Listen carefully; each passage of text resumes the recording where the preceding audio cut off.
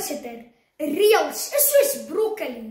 Niemand hou regtig daarvan nie, maar ons weet dit is belangrik. Daarom glo ek, as ons dit moet volg, moet ons ook 'n sê daarin hê. Dames en here, ek glo, geen reël hoef vervloek te wees nie. Eerstens dink ek, as kinders 'n sê in die opstel van reëls het, sal hulle dit makliker volg. Amy Morin, 'n bekende sielkundige en skrywer, gee raad oor reëls. Sy sê, dat kinders wat betrokke is by die opstel daarvan, baie makliker daarby hou. Dis volgens haar YouTube-video oor goeie ouerskap, April 2021. Dit werk ook so in ons huis. As ek kan besluit wat gebeur as ek verkeerd trap, weet ek om die vloek in 'n vreugde te verander. My voorstelle vir reëls, maak dinge maklik. Ek het 2 sissies en 'n boetie. Jep, 3 + 1 maak 4. My pa werk weg van die huis af, wat beteken, daar's 1 minder wat kan handpys sit. So, om seker te maak, ons dag loop so stroop, moet elkeen sy werkie doen. Ek haat bokspap en verkies eerder 'n lekker gebakte eier. Omdat ek dit self bak, is die reël van, eet sal jy eet, al hou jy nie daarvan nie. Aangepas, ek het self besluit, ek sal die eiers bak, en so is my maag en my ma gelukkig. Verder dink ek, my kreatiwiteit kry vlerke, as ek die vloek van reëls kan swaai, deur self te kies. Kobus Neethling, wat bekend is vir sy boeke oor kreatiwiteit, praat op RSG op die potgooi van 9 Januarie 2024 oor presies hoe belangrik kreatiwiteit is. Hy sê, dis een van die belangrikste vaardighede wat kinders moet leer. Ek stem saam, reëls maak kan 'n lekker speletjie word.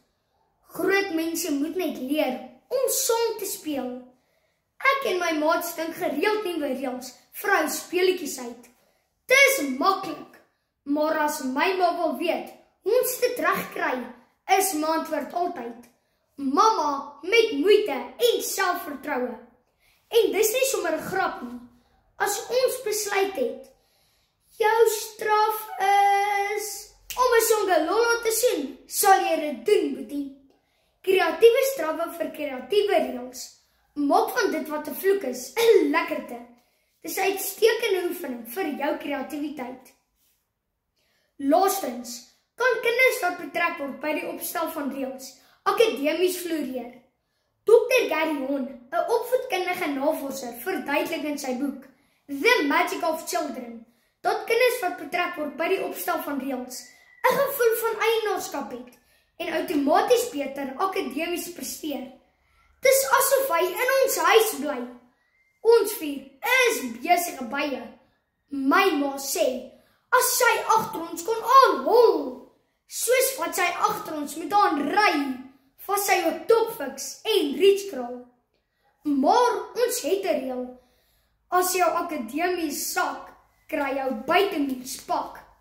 Dis 'n reël wat ons goed verstaan en mooi toepas, want ons 2 oudstes het dit op uitdink.